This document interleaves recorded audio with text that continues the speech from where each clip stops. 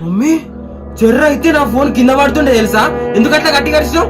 ఆ ఫోన్ బయట లోకం కూడా ఉంది తెలుసా నీకు? ఫోన్ పిచ్చి పట్టిందిరా నీకు, ఫోన్ పిచ్చి పట్టింది. నీకు సీరియల్ పిచ్చి పట్టిందని నేను ఎప్పుడైనా అన్నానా మమ్మీ? నేను ఎప్పుడైనా అన్నానా? నేను ఆ సీరియల్ సోదే. నువ్వు సోదంటావా? సీరియల్ పవర్ ఏందో కలర్ చూసురా. ఏంది సీరియల్ నేను చూడడమా?